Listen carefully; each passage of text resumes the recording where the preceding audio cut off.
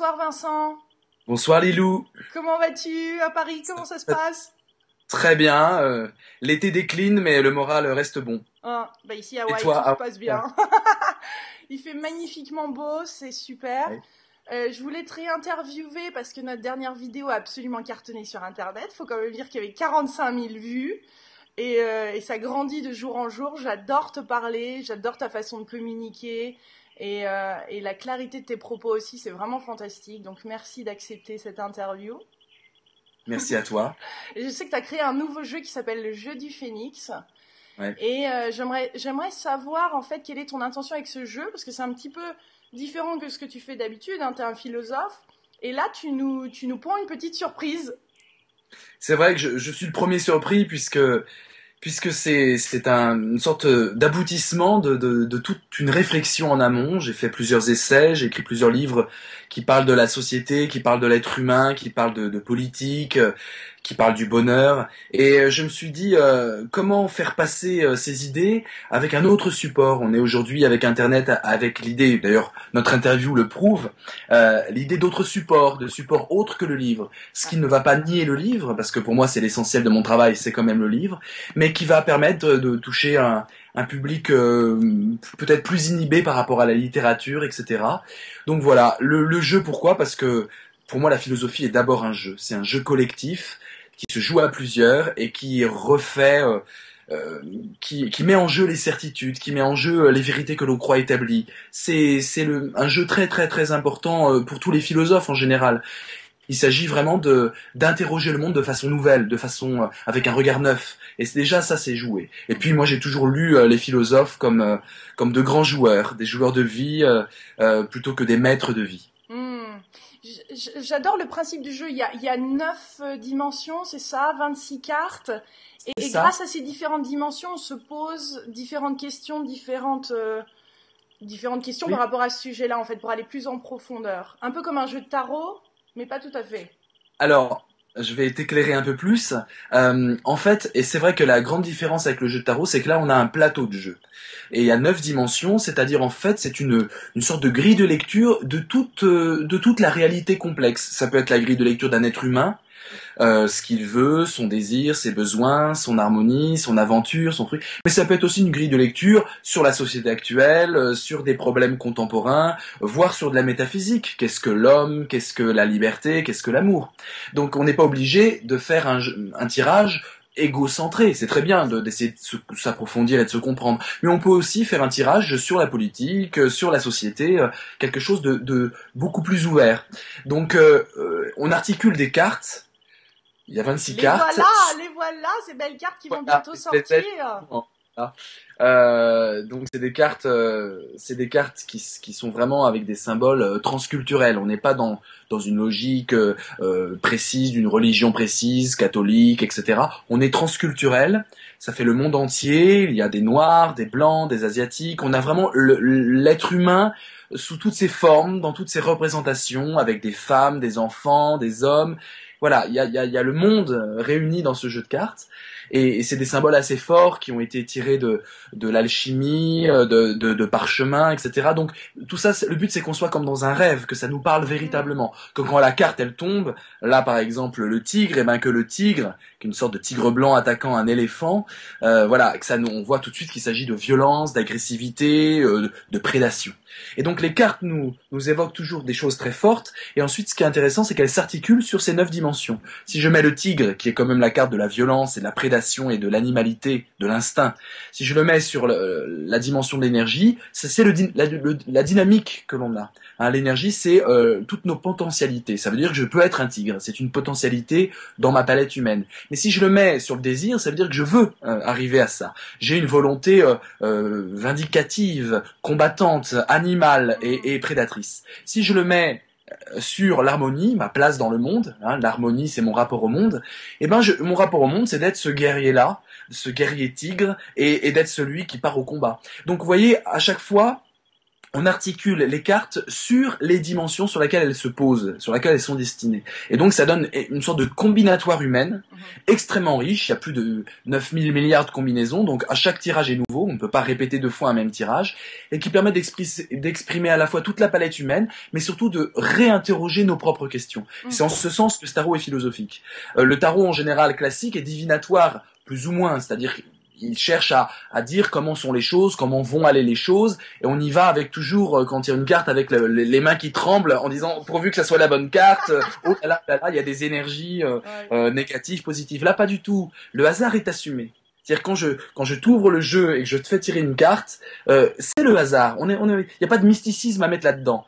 Mais ce hasard fait bien les choses. Et ce hasard permettra de t'interroger, parce qu'il va te tendre un miroir. Et ce miroir, c'est pas moi qui vais te le tendre, moi, parce que je te connais peut-être un peu, et que je peux imaginer, en te voyant même physiquement, ou parce que tu clignes des yeux, ou que tu souris, que ce que je suis en train de te dire est positif pour toi. Donc, du coup, je vais un peu te gourouter. Si je vois que tu réagis sensiblement à ce que je dis, je vais pouvoir aller là-dedans. Non, pas du tout, c'est pas ça. Le but du jeu, c'est le hasard. Donc, il n'y a pas de bon tirage ou de mauvais tirage. Par contre, le miroir que je vais te tendre sera une narration, un conte, extrêmement précis. Car les cartes sont extrêmement précises. Le tigre que je t'ai montré tout à l'heure, c'est vraiment une carte violente. On peut pas dire « Oh, c'est formidable, tu as le tigre, ça peut amener à la douceur ». Non, c'est une carte d'onde de choc. Il y a deux ondes dans le jeu. Il y a l'onde de choc, la propagation du mal-être, la propagation de la violence. Et il y a l'onde de charme, qui est la propagation du bien-être, de la douceur, de l'amour. Et les cartes sont très tranchées. Donc, contrairement au tarot traditionnel, où quand on a, par exemple, la carte 13, la carte de la mort, on peut dire c'est la mort, mais on peut dire aussi c'est la renaissance. On peut tout dire, en fait, avec cette carte-là. Là, pas du tout. Les cartes sont soit d'onde de choc, soit d'onde de charme. Et donc, ça permet à celui qui tire les cartes d'avoir une narration très précise. Et le titre de la narration, le titre du conte que je vais te dire, eh ben, c'est la question que tu poses. Donc, en fait, ce jeu, c'est la rencontre d'une question, d'une interrogation. C'est le joueur qui la pose. Moi et mon copain, qu'est-ce que le monde, Obama, DSK, Sarkozy, Martine Aubry, on peut tout faire. Vous voyez. On peut aussi faire Nietzsche, la philosophie de Nietzsche, la spiritualité de tel intellectuel, etc. Donc on fait des tirages sur ce qu'on veut, on écrit le titre, c'est le nom de la question que tu poses, et ensuite le tirage que je fais avec les cartes permet d'arriver à une narration, un conte. Et je te raconte un conte qui forcément aura des rapports. Ces rapports-là, c'est toi qui les feras. Oui. Si le tirage s'appelle Moi et Jérémy, si le nom du conte c'est Moi et Jérémy, que tu connais évidemment bien Jérémy, tout ce que je vais te raconter qui est dû aux cartes va faire écho avec le nom du tirage, c'est Moi et Jérémy. Et donc c'est un jeu qui assume complètement la part de hasard et l'idée que le miroir qu'on te tend est un miroir narratif, mais évidemment qui va te questionner dans des endroits où tu n'étais pas habitué à te questionner. Et c'est ça qui est intéressant, c'est que ça prolonge dans des questionnements nouveaux pour toi. Mais quelle est la part alors de l'interprétation? Parce qu'il y en a beaucoup moins apparemment dans ce jeu. Alors, il y a beaucoup moins de part d'interprétation dans le sens où les choses sont très précises. C'est la grande force du jeu et qui peut être aussi sa faiblesse du point de vue mystique. La grande force du jeu, c'est que si je te fais un tirage et que je parle avec toi pendant 10 minutes, 20 minutes, 1 heure sur le tirage, et si quelqu'un d'autre voit ce tirage et qui connaît bien le jeu et qui a lu le manuel, il y a un manuel de 128 pages quand même, eh ben il pourra dire à peu près les mêmes choses que moi. C'est-à-dire que c'est pas mon impression que j'ai de toi et qui me fait parler. Ce sont les cartes et je m'en tiens à la grammaire des cartes. D'accord. L'avantage, c'est qu'on n'est pas obligé d'être un tchatcheur professionnel. La tchatch est importante, mais le tirage suffit. C'est-à-dire que comme c'est un jeu, je n'ai pas peur de me tromper. Je n'ai pas peur de dire oh là là, tu désires le tigre, parce que tu peux très bien me dire bah non, pas du tout. Et j'accepte ça. J'accepte ce que tu as à me dire. Peut-être que la carte tigre qui tombe en désir pour toi, je vais te dire donc ce que tout le monde dirait s'il connaît le jeu. C'est-à-dire, tu désires être dans le combat, dans le conflit, dans l'animosité et dans la violence. Ça s'appelle tigre en désir. Donc tout le monde dira ça. Mais comme c'est un jeu, et qu'on assume la part de jeu, et qu'on est là pour s'amuser, s'interroger, philosopher entre amis, j'accepte tout à fait que tu me dises mais non, pas du tout, ou que tu réfléchisses et que tu me dises ah oui, peut-être que ça signifie ça. En fait, je te laisse faire le boulot quelque part. C'est à toi de voir en quoi le tigre en désir fait écho dans ta vie si la question porte sur ta vie. Et donc, le désavantage, c'est qu'effectivement, on a quelque chose de précis, et donc on prend des risques quelque part, mais c'est des risques assumés puisqu'on est dans l'espace du jeu. Le désavantage, qui est pour moi un vrai avantage, parce que je reste philosophe même avec des cartes dans la main, je ne me transforme pas en Madame Irma, bah, le vrai avantage... Oui, le but c'est ça, c'est que tout d'un coup, ce jeu va montrer pourquoi ça marche à tous les coups. Parce que tous les jeux comme ça marchent à tous les coups. On a une grammaire du monde, on a un monde, et l'articulation c'est surtout celui qu'on a en face qui l'a fait. C'est celui qui se fait tirer les cartes qui fait l'articulation. Sauf que la plupart du temps, il ne le sait pas. Quand on est dans des jeux divinatoires, ceux qui se font tirer des cartes ne voient pas que c'est eux-mêmes qui gorgent le sens des cartes. Et ils ont un interprète en face qui joue un peu l'être rusé et qui prend tout ce qu'il voit comme œil qui cligne ou comme sourire et qui interprète. Mais là, on assume cette idée que c'est les cartes qui nous interrogent et que celui qui fait le boulot, c'est celui qui se fait tirer des cartes. L'autre ne fait que dire la grammaire des cartes. Donc ça engage dans un dialogue également entre la personne qui tire les cartes et... Écoute, c'est ça le plus passionnant dans ce jeu. C'est le dialogue, rencontre tout à fait spéciale que ça permet entre deux êtres humains. Alors j'ai des amis qui ont plein d'humour, qui disent que c'est un super instrument de drague. Bon bah chacun son utilisation. Il y en a d'autres qui faut l'assumer, Vincent. Ouais, mais je l'assume. Chacun il fera son usage. Moi, ce que je veux, c'est donner ce jeu. Je sais que c'est un jeu qui pousse à s'interroger et qui sort des idées reçues, des clichés. On a plein de clichés sur soi-même. Souvent, on dit il faut être contre les idées reçues. Mais des idées reçues sur soi-même, on en a des paquets et des paquets et des paquets. Ce jeu vise à déjouer nos propres idées préconçues sur nous-mêmes. Parce que quand je prends un tigre en désir, c'est le hasard qui m'a fait mettre ça. Et du coup, je me mets à m'interroger non pas face à un miroir en disant « Oh, peut-être que je suis violent et que je veux de la violence », mais je vois la carte et je me dis « Tiens, le jeu me dit ça. Le jeu me suggère une réponse. » Mais c'est une hypothèse. Et c'est à partir d'hypothèses qu'on gravite, non pas de vérité incarnée. Alors oui, l'échange est génial. D'ailleurs, ce qui est très intéressant, là j'ai fait le Salon Zen, qui est vraiment un peu spécial quand on est philosophe. Donc j'ai fait une conférence sur le temps. Donc là, c'était vraiment, on parlait d'Alain Badiou, de Paul Virilio, de grands philosophes contemporains qui ont disserté sur le temps. Et puis après, j'ai fait une présentation du jeu au Salon Zen. Donc avec des personnes qui sont là et qui sont très mystiques, très dans l'ésotérisme, très dans le développement personnel, etc. On s'était rencontrés là, rappelle-toi, l'année dernière au Salon Zen. Et donc, j'ai fait ce tirage et j'avais des personnes qui connaissaient un peu le jeu pour faire des tirages aux gens, en disant bien, c'est le hasard, pas de mysticisme, on est là pour s'amuser d'abord, et puis réfléchir, s'interroger. Eh ben, j'essayais d'accélérer. Il y avait tellement de monde, ce jeu était vraiment très sollicité, donc il y avait trop de monde. Donc il fallait que je dise à ceux qui tirent les cartes, mes amis, écoutez, essayez d'accélérer, ne faites pas les 5-6 cartes sur le plateau, faites-en 3 parce qu'il faut qu'il y ait plein de gens qui jouent. Eh ben, j'ai eu énormément de mal à faire que mes amis accélèrent. C'est-à-dire qu'eux-mêmes étaient pris dans une relation de communication tellement profonde, tellement vraie, où l'autre dit l'essentiel de sa vie, on l'interroge comme ça, que du coup j'avais énormément de mal, alors que c'était censé être mes acolytes, ils étaient censés un peu m'aider dans ma tâche, et ben ils m'aidaient pas du tout, et il restait 10 minutes, 20 minutes par personne, parce que c'est passionnant. On entre dans une interrogation sur l'essentiel de la vie des gens. Et c'est ça qui est passionnant dans ce jeu, c'est qu'au bout de 10 minutes, les relations mondaines, les habits d'apparat, les masques qui nous griment et qui nous éloignent d'une relation authentique s'enlèvent. Et c'est presque une sorte de technologie pour moi. Dès qu'il y a quelque chose de mondain, parce que je supporte pas les mondanités, le côté comment vas-tu, mais il y a pas de sentiment. Et ben je sors le jeu, je dis c'est quoi, qu'est-ce qui t'intéresse, qu'est-ce que tu veux savoir. Et en 10 minutes, on est dans l'essentiel de quelqu'un. Après, il faut du tact. Il s'agit pas, c'est pas un instrument de pouvoir. Et je dirais, on est un peu prémuni contre ça parce qu'on s'assume en tant que jeu de hasard à la base. Jeu philosophique, bien sûr, mais de hasard. Donc du coup, on est un peu prémunis sur toute manipulation. Il n'y a pas de mana, il n'y a pas de pouvoir magique. Il y a un jeu, il suffit juste de savoir le manipuler, l'articuler. Et par contre, on est dans l'essentiel de la vie des gens et c'est ça qui est intéressant. On dit ce qu'on aime, ce qu'on veut, les peurs qu'on a, les désirs qu'on a, les guerres, les défis, les challenges qu'on a. On interroge en 9 dimensions la vie des gens et l'authenticité tout d'un coup jaillit. Et c'est ça aussi la philosophie, cette quête de vérité, c'est une quête d'authenticité entre les êtres. Superbe. C'est génial cette ouverture en effet que ça crée sur toutes ces différentes dimensions et regarder un problème ou une situation sous différents angles. Mais en même temps, il semble que le jeu a sa propre vie, a son propre rythme, a sa propre façon de montrer les choses quelque part. Comment tu l'expliques ça ? Comment tu expliques ça ? En fait, il a été vraiment combiné et conçu pour pouvoir couvrir toutes les questions possibles. C'est-à-dire que ce jeu-là, le tableau, le monde, ces fameuses 9 dimensions, là je te le montre, qui fait partie du coffret. Donc ce tableau-là, c'est une grille de lecture. Tu sais, en philosophie, on n'ose pas faire des systèmes depuis Nietzsche, c'est-à-dire depuis le 18e siècle, 19e siècle. Faire un système qui explique tout l'univers, ça se fait plus. C'est plus à la mode. On le faisait avant. Aristote, Platon, les grands métaphysiciens, même Kant, inventaient des systèmes d'explication totalisantes du monde. Et les religions faisaient ça aussi. Mm. Et puis, depuis Nietzsche, on s'est dit que c'est pas ça la philosophie, parce que la vérité, elle ne peut pas se mettre en système. Et donc, on passe notre temps, et on a envie de créer des systèmes, on en rêve, mais on passe notre temps à nous retenir de créer le système explicatif. Et pourtant, on crée des paires de lunettes. La philosophie, c'est construire des paires de lunettes pour voir le monde autrement. Une philosophie, c'est une paire de lunettes précise. On peut voir le monde comme Marx, on prend la paire de lunettes marxiste. On peut voir le monde comme Freud, on prend la paire de lunettes freudienne. Alors, avec ce jeu, comme c'est un jeu, j'ai pu me lâcher et j'ai pu faire un système explicatif total du monde, mais ce n'est qu'un jeu. J'ai l'excuse du jeu et j'ai pu me livrer à une sorte de passion métaphysique de ce système qui permet d'analyser des personnes, qui permet d'analyser des entreprises. J'ai pu faire des conférences en entreprise avec ce jeu, en expliquant l'entreprise sur 9 dimensions, tu vois, sur des problèmes humains.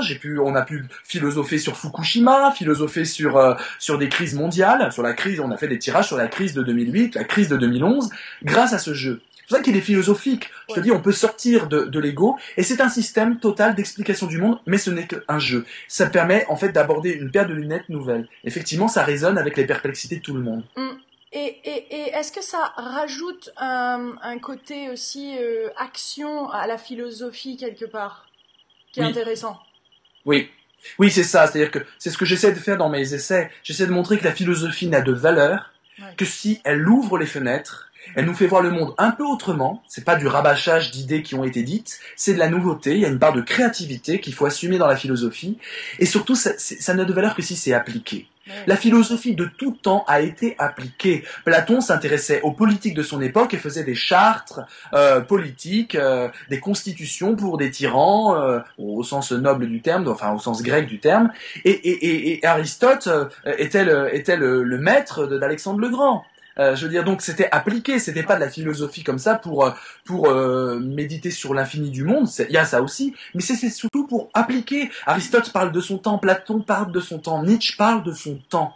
Aujourd'hui, on a perdu ça. On a une sorte de philosophie déconnectée des enjeux vitaux, des enjeux politiques, des enjeux du monde actuel. C'est pour ça que les gens se réfugient aujourd'hui quand ils font de la philosophie sur la philosophie lyophilisée, plus vivante, tu vois. Et moi, je suis pour une philosophie appliquée, ce que j'appelle la philosophie appliquée. Comme on parle de physique appliquée, de mathématiques appliquées. Il y a les mathématiques, c'est bien, on regarde les chiffres, et puis on l'applique à l'aviation, on l'applique à la chimie, et ça donne des choses concrètes. Et ben, c'est vrai que c'est ça. Ce plateau-là, pour moi, ce monde, c'est de la philosophie appliquée. C'est une façon d'appliquer une réflexion sur le monde gourmande, insatisfaite des réponses qu'on nous donne. Et le principe même du hasard et des cartes, c'est qu'on n'est jamais satisfait quelque part, même si on trouve ça souvent intéressant, extraordinaire, parce que ça fait réfléchir. Et c'est une façon d'appliquer concrètement une philosophie qui est en fait une nouvelle éthique. Hein, je le formule jamais comme ça. Mais mes concepts d'onde de charme et d'onde de choc, à savoir qu'il y a deux ondes, des propagations de violence et de tension et des propagations de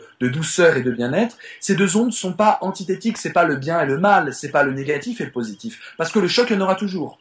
On est tous mortels, on est tous finis, il y aura de l'onde de choc, il y a de la violence, on va pas l'éradiquer. Mais le but, c'est qu'on s'y retrouve un peu plus du côté du charme. Donc c'est une nouvelle éthique, c'est une éthique qui dit, ne cherche pas à combattre le choc pour l'éradiquer, mais cherche à avoir toujours un peu plus d'onde de charme que d'onde de choc. Et c'est une philosophie, en posant ses cartes et en réfléchissant dessus, on voit à peu près où on en est au niveau charme et choc de ce qu'on a à dire sur les cartes.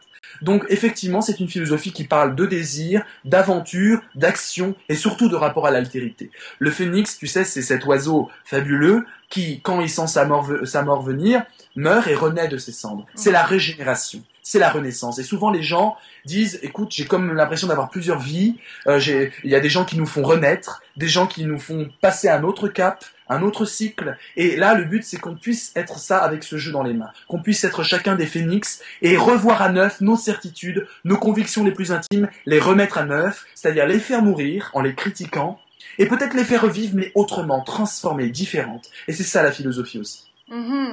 Donc, irais-tu jusqu'à dire que ce jeu permettrait aux gens de se réinventer et de réinventer leur monde?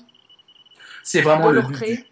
Oui, exactement. C'est qu'on soit des démiurges, des créateurs et des poètes de notre propre existence. Et donc l'idée, c'est presque de ne plus dépendre de personnes qui vont nous dicter notre conduite. Il peut y avoir des guides dans la vie, bien sûr, ça existe, et c'est des très belles aventures, mais pas de façon dictatoriale, pas de façon de l'onde de choc, de la contrainte.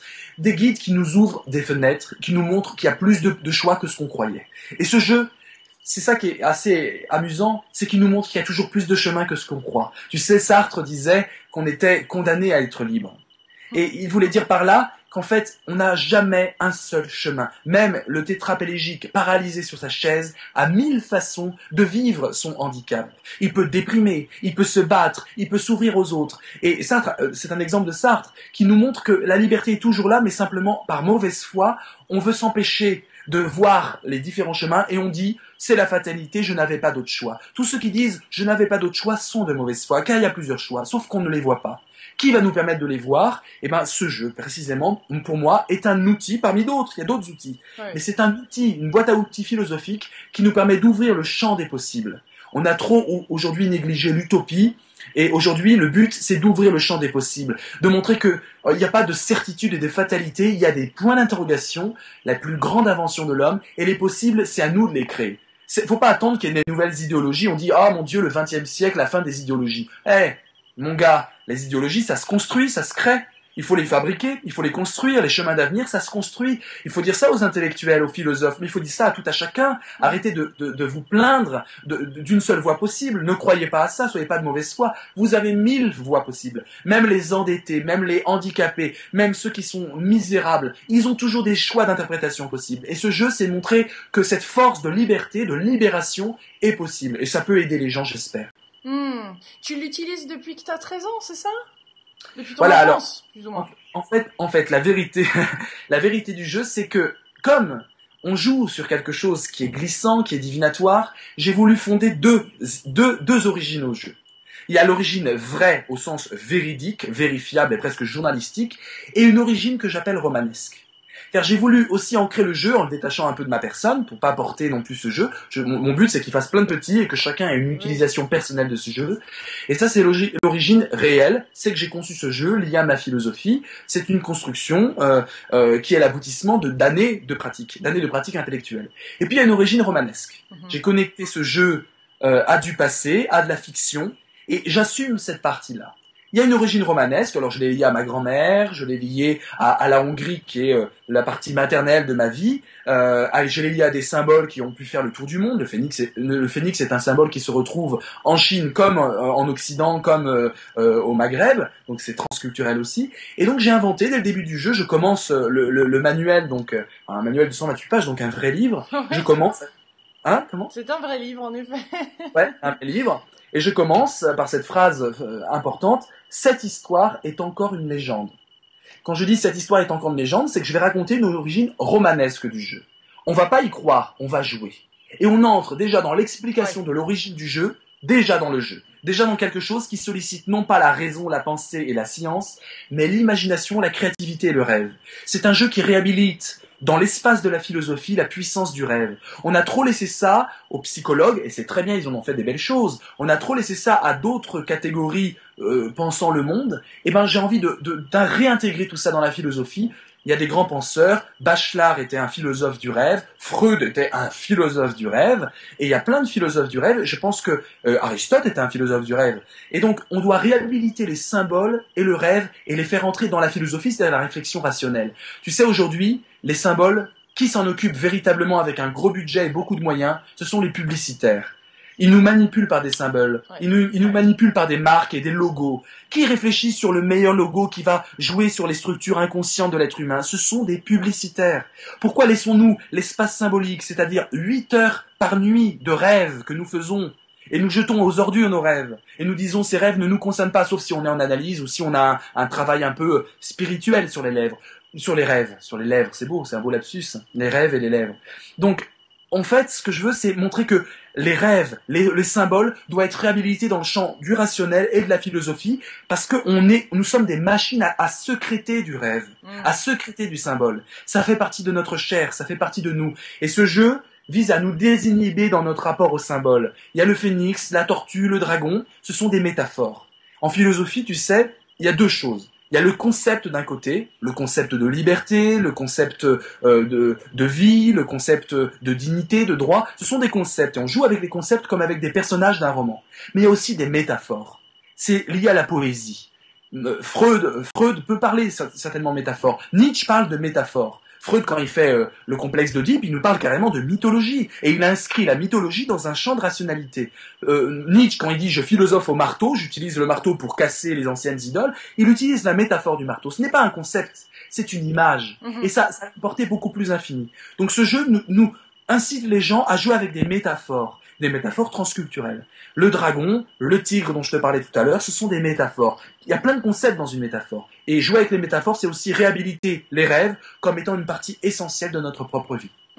Et réapprendre à fonctionner indépendamment, réapprendre à trouver de nouvelles solutions, de trouver de nouveaux schémas, de nouvelles façons de voir les choses par nous-mêmes et non pas parce que la société ou le gouvernement ou les grands médias imposent.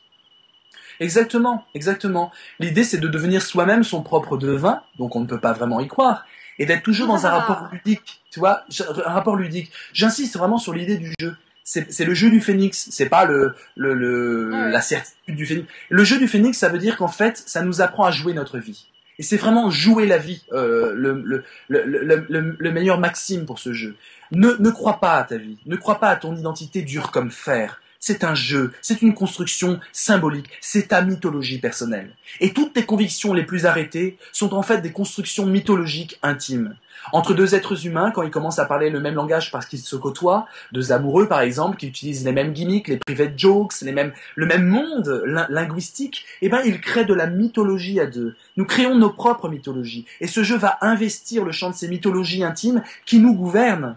Je pense pas qu'on soit lié tellement à l'inconscient, je pense qu'on est lié à nos mythologies que l'on sécrète, que l'on crée, que l'on fabrique, mais on oublie que c'est nous-mêmes qui fabriquons nos propres prisons parfois. Et ce jeu vise à donner un grand coup de pied dans tout ça, à jouer et à dire aie toujours un second degré. Ne crois pas à la réalité telle qu'elle s'offre à toi, mais toujours un second degré, un point d'interrogation, du doute et du rêve dans tout ça. Et c'est ce rapport critique au monde qui fait que ce tarot est philosophique. On ne prend rien pour argent comptant, y compris les cartes. Les cartes ne disent pas la vérité, les cartes jouent avec les vérités que tu t'es imposées. Et elles t'interrogent. Es-tu sûr de ces vérités-là? Et ces cartes t'interrogent. Elles sont là pour t'interroger et non pas pour répondre. Et c'est par l'interrogation que tu gravites dans ton labyrinthe et pas par une succession de réponses.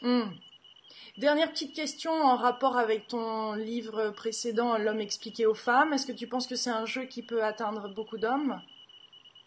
Alors, c'est vrai que le succès que j'ai pu tester, c'est un succès excessivement féminin.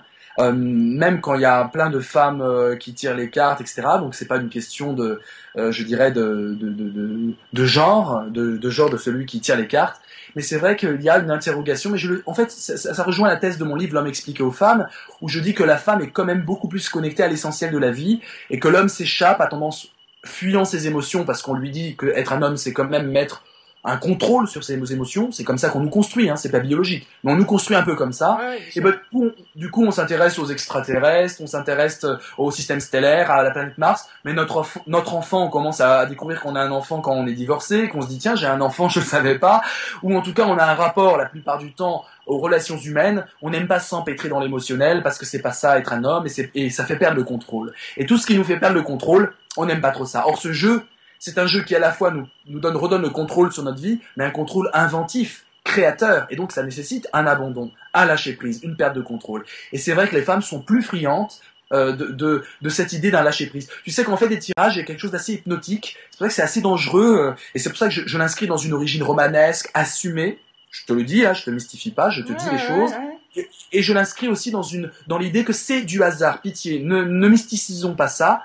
Et du coup l'hypnotisme du jeu, parce que franchement un tirage ça nous met c'est comme un massage intérieur, on parle de soi, de sa vie, c'est gourmand, il y a des symboles, c'est un vrai moment de bonheur, hein. Et donc pour me prémunir de toute manipulation possible, j'assume l'idée que c'est un jeu et j'assume l'idée du hasard pour ça justement. Mais il y a un côté hypnotique et les femmes sont un peu plus friandes. Moi, je suis sûr qu'on peut, dans mon livre L'homme expliqué aux femmes, j'essaie d'inciter les hommes à une nouvelle virilité. On peut rester homme et s'ouvrir aux émotions, c'est un peu ce que je dis dans le livre, et je pense que c'est nécessaire parce qu'on arrive au bout de l'exercice de la domination, de la prédation et de la performance. À un moment, là, trop de performance tue l'être humain. Donc revenons à du mystère, revenons à du non-performant. Tiens, je suis pas performant, mais du coup je suis sensible, c'est pas mal, je gagne peut-être au change. Et ben, ce jeu aussi vise à réhabiliter cette fibre-là. Et c'est vrai que c'est un jeu qui représente aussi bien les femmes. Dans les cartes, on a des Amazones, on a des femmes sensibles, des femmes voyageantes. Donc c'est un jeu féministe en ce sens. Il n'y a pas que des figures masculines qui ont l'autorité. Il y a autant de figures de femmes que d'hommes. Super. Bah écoute, on va se faire un petit tirage, hein. On va faire Bah, sire, une deuxième partie de cette vidéo. Donc, je vais la mettre en vidéo, une autre vidéo en fait. On va terminer là notre interview. Merci beaucoup, Vincent. merci Merci à pour toi, ce Lily. délicieux moment. Merci. Merci, partagez.